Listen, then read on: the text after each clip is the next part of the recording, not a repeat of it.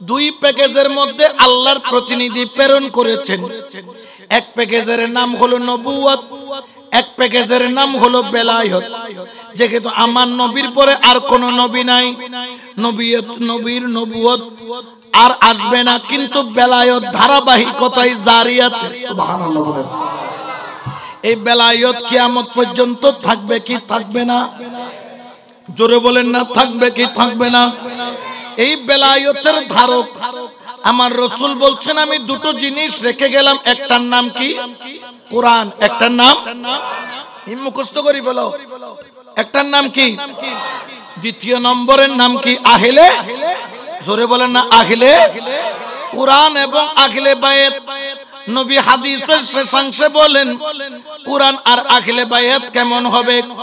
বলতেছে কোরআন আর আহলে বায়াত একে অপরের সাথে এমন ভাবে জড়িয়ে থাকবে, কিয়ামতের ময়দানে আমি নবী যখন হাউজে কাউসারের কিনারায় দাঁড়াবো, কোরআন আর আহলে বাইত ওই হাউজে কাউসারের কিনারায় একে অপরের সঙ্গী হয়ে দাঁড়াবে। বোঝা গেল কিয়ামতের ময়দানেও কোরআন থেকে আহলে বায়াতকে জুদা করা যাবে না, আহলে বায়াত থেকে কোরআনকে জুদা করা যাবে না। সুবহানাল্লাহ, ঠিক কি না? নবী কি মিথ্যা বলেন? নবীর জবান দিয়ে মিথ্যা বের হয়? নবী মিথ্যা বললে কুল কায়নাত মিথ্যা। আমার নবী এমন সত্য, নবী যা বলেন অক্ষর করে তা ফলে আমরাও বিশ্বাস করার মতো করি। কারণ কি জানেন? আমরা সুন্নিরা মনে করি নবী সারা নাই সাহারা, ঠিক কি না? আরে শোন দুনিয়া ওয়ালা নবী সারা, শোন দুনিয়া ওয়ালা নবী মোদের নয়ন মনি। হায়রে নবী গলার মালা, নবী সারা নাই সাহারা। সালাতুনিয়া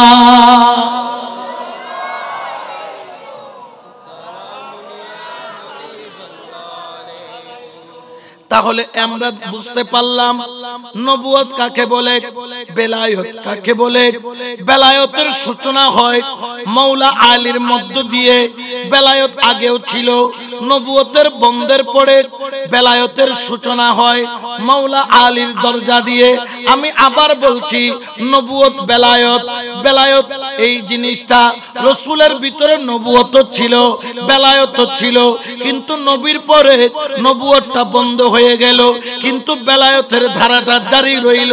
কেমনে জারি রইল? আমার মাওলা আলীকে দয়াল নবী বললেন আনা মদিনাতুল ইলম ওয়া আলিয়ুন বাবুহা। আরেক riwayতের মধ্যে আছে আনা দারুল হিকমা ওয়া আলিয়ুন বাবুহা, আমি ইলমের শহর আর ওই শহরের দরজার নাম হলো আমার আলী। আমার আলী, আমার আলী।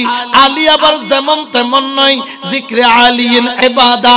আমার নবী বলেন আলী নামের জিকিরটাও ইবাদত, ওয়াজহি ইলা আলিয়িন ইবাদা, আলীর দিকে দেখাও ইবাদত, আলীর নাম ধরাটাও ইবাদত।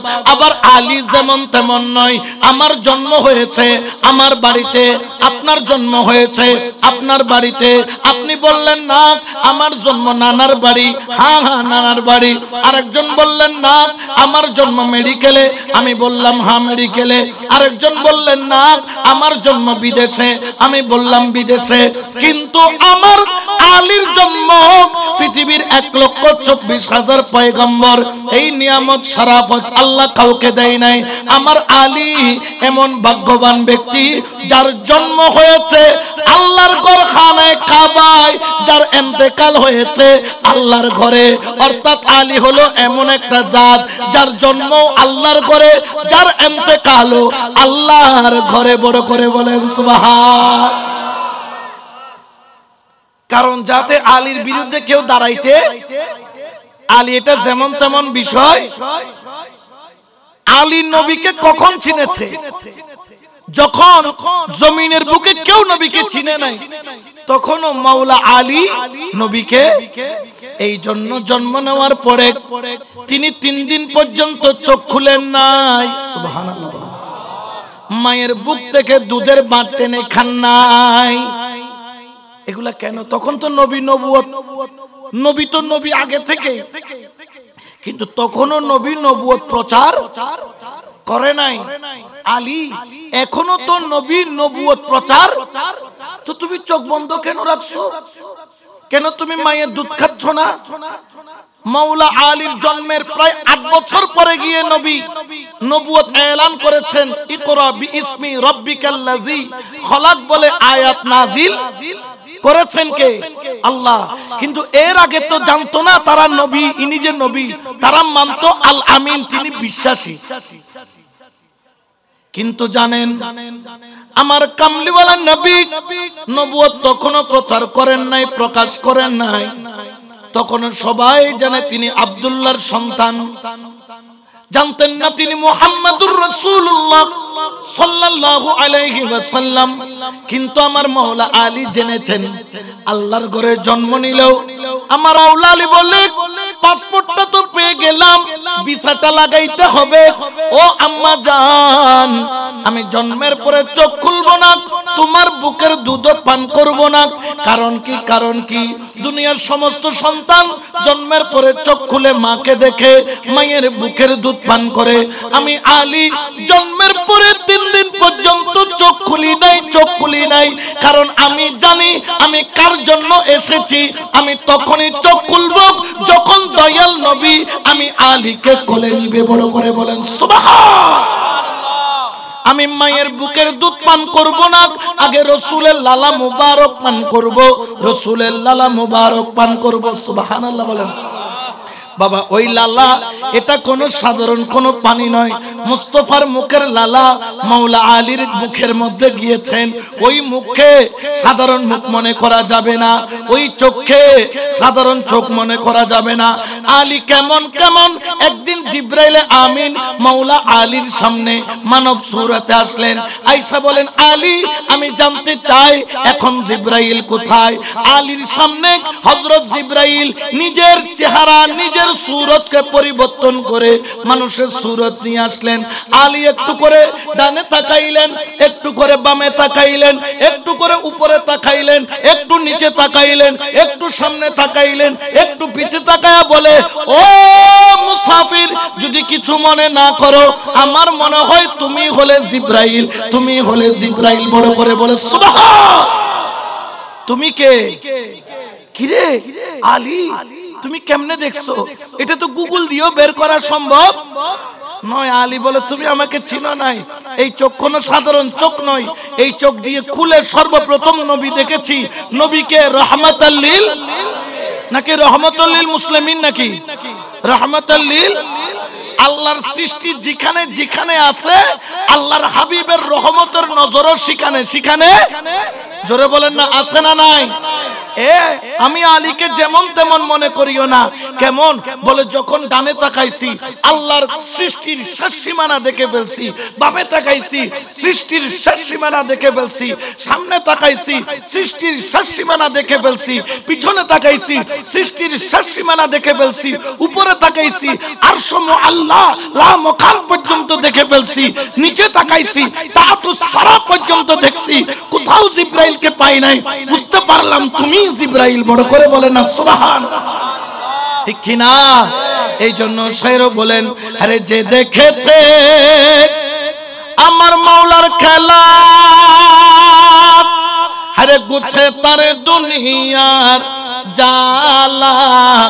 যে দেখেছে আমার মাওলার খেলা, আরে গুছে তার দুনিয়ার জালা। হরে এলমেলাদুন জারি করে, এলমেলাদুন জারি করে চোখের ইশা। ও তোরা দেখবি যদি আজব শানে খেলে আমার, আজব শানে খেলে আমার বাবা মাওলানা। ও তোরা দেখবি যদি আয় সালাতুনিয়া রাসূলুল্লাহ।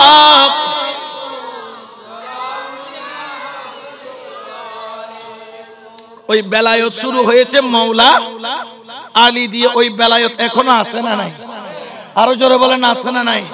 তবে মোল্লা আর ওলি আল্লাহর মধ্যে পার্থক্য আছে। মোল্লা যদিও বা কয়জন মুসলমান বানাইছে জানি না, তবে ওলি আল্লাহর বেলায়েতের পাওয়ার এমন, যারা কোটি কোটি মুসলমান বানাইছেন। বড় করে বলে সুবহান। যার বেলায়েতের একটি ধারা হলো হিন্দেল ওলি, আতে রাসূল, বন্দে নওয়াজ, খ্বাজা খান, খ্বাজা মাঈনুদ্দিন চিশতি আজমেরি সঞ্জিরি রাদিয়াল্লাহু তাআলা। উচ্চ আওয়াজে বলেন না সুবহানাল্লাহ। তিনি শুধু বাদশা নয়, পৃথিবীর যত বাদশা আছে ওই বাদশার কাছে মুহতাজ ছিল। পৃথিবীর বুকে একজন জগৎ বাছা বাদশা, যার নাম হচ্ছে সম্রাট আকবর। সম্রাট আকবরের যখন সন্তান হয় না, হযরত সেলিম চিশতি রাহমাতুল্লাহ আলাই তার দরবারে তার ওজির বলে, আকবর তোমার তো সন্তান হচ্ছে না, পৃথিবীর কত চিকিৎসা তুমি করেছো, তবে চিকিৎসার বাইরেও একটা চিকিৎসা আছে, যে চিকিৎসার নাম হলো বেলায়েতের চিকিৎসা। চলো সেলিম চিশতি রাহমাতুল্লাহ আলাইহির কাছে। হযরত সেলিম চিশতি রাহমাতুল্লাহ আলাইহির কাছে গেলেন, আল্লাহর দরবারে ফরিয়াদ করলেন, আল্লাহ আমি তো মিসকিন, আমি ফকির, কিন্তু আমার দরবারে বাদশা আকবর এসেছে। ইয়া মাওলা, তবে এসেছে বাদশা বনে নয়, ফকির বনে। আল্লাহ আনতা গনিয়ুন ওয়া আনা ফকিরুন, আপনি তো ধনী, আমরা তো গরিব, তুমি না দিলে কে দিবে? আল্লাহ বললেন আকবরের নসলে সন্তান নাই। আল্লাহ আমি বললাম, ফরিয়াদ করলাম, আমাদের থেকেও হলো একটি সন্তান আকবরকে দান করেন। তখন আল্লাহ ইশারা দিয়ে দিলেন, আমার এই সম্রাট আকবরকে বলো, যদি সে আমার বন্ধু খ্বাজা মাঈনুদ্দিন চিশতি আজমেরির দরবারে আকবরের সালতানাত থেকে গোলাম বেশে খালি পায়ে আদবের সাথে হেঁটে হেঁটে যদি খ্বাজা গরিবে নওয়াজের দরবার পর্যন্ত যায়, আমি আল্লাহ ওই ওলির ইজ্জতের দিকে তাকাইয়া তাকে সন্তান দান করে দিব। বড় করে বলেন সুবহানাল্লাহ।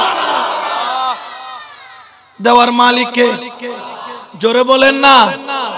সম্রাট আকবরের সন্তান হয়েছে, খ্বাজা গরিবে নওয়াজের দরবারে খালি পায়ে, পায়ের নিচে ঠোসা পড়ে, উট ঘোড়া মানুষ পিছনে সব আছে, কিন্তু আকবর খালি পায়ে হাঁটতেছে।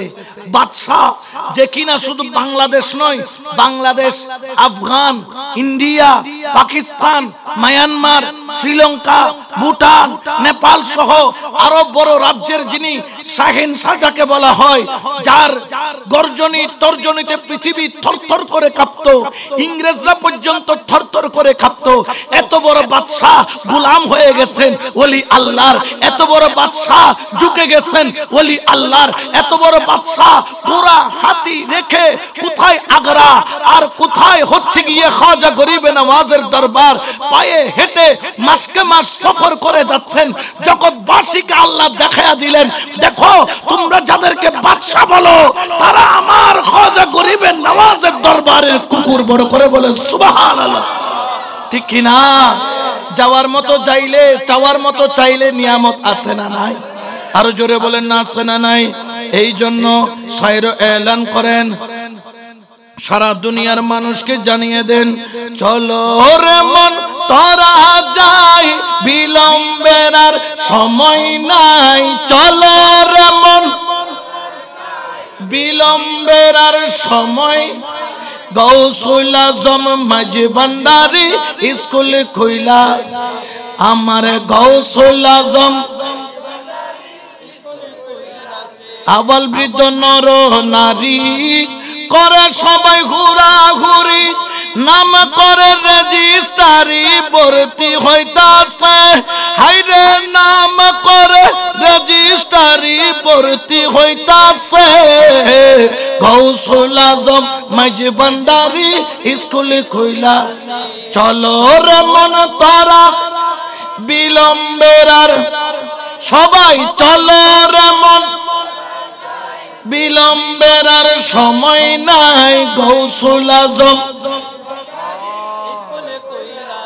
সেই স্কুলের এমনি ধারা হিসাব নাই রে জুয়ান বুড়া সিনাই সিনাই লেখা পড়ার শিক্ষা দিতাছে হাইরে সিনাই সিনাই লেখা পড়ার শিক্ষা দিতাছে গৌসুল আজম স্কুলে কইলাছে চলো রে মন তারা যায় বিলম্বের আর নাই চলো রে মন তোরা যায় বিলম্বের আর গৌসুল আজম মজবন্দারি ছে আমার গৌসুল আজম মজবন্দারি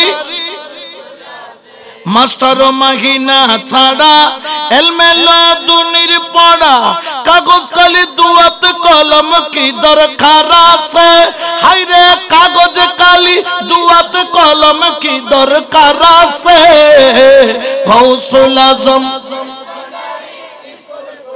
চে বলো গৌসুল আজম চলো রে মন তোরা যাই বিলম্বের আর সময় নাই চলো রে মন বিলম্বের আর সময় নাই গৌসুল আজম আমার গৌসুল আজম মজবন্দারি স্কুল কইলাছে